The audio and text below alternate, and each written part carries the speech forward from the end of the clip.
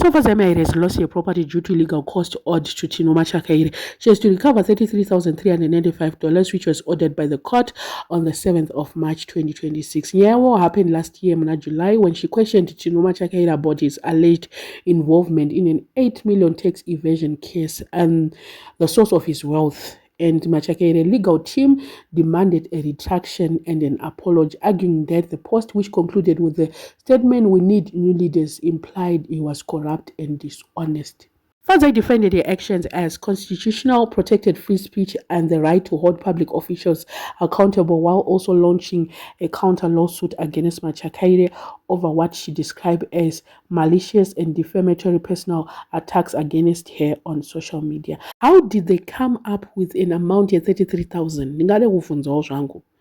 And tozviziva zvedu kuti macourts are captured, mapurisa are captured, kwese army iri captured, hakuna kunhu kusiri captured.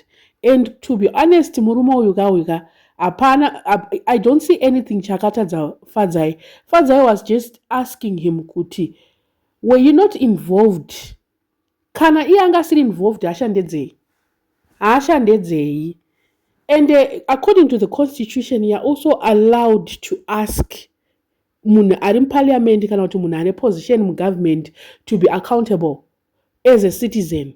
But even because vanofunga kuti isusu tiri madzubvura tiri madhandaheti, they can do whatever they want. Pakaita munhu anongosimudza musoro vanobva vamukobora sezvavaita Fadzai. 33,000 yacho iyoyo, I hope Fadzai will not pay it. And iyo property yavada kuatacha yacho vanzi any chiri movable chiri chimota kusvika vasvika pa 33,000 ndozvavada kuita. They are taking her house, they are taking mota, vachangoita macalculations avo kuti 33 iri kugumira apa.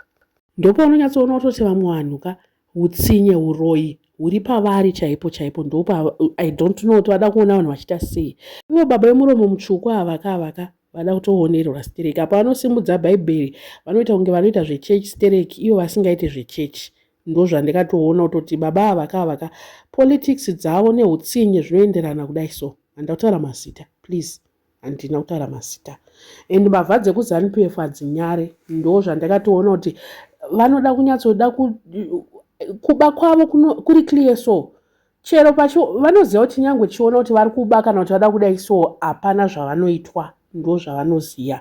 So at this moment ndakutoona kuti macourts edu, they are designed in such a way that the opposition should lose. Hopefully she's going to appear this thing because ndilawyer kautotemba naye. Vada kunyatsomuona vanyatsoona asisina chinhu ndozvavari kuda. And then last time akati you were paid to go to UK and you've got properties kwakati vachitaura kwavasina kuswera.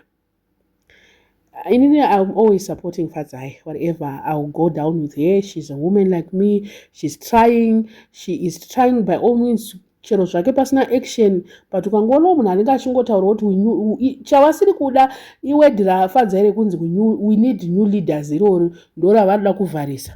Manje vanotigona here boss, tiri kutaura takawanda kuti we need new leaders ende chiri chokwadi. Saka osungirwa izvozvo here.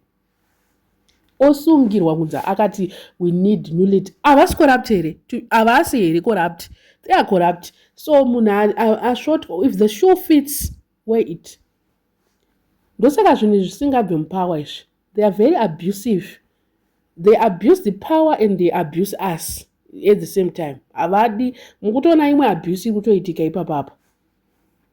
Saka ipapa ari kutoti ahwina nekuti Fadzai is going to lose a property to him. Ari kutoona atove itori jackpot.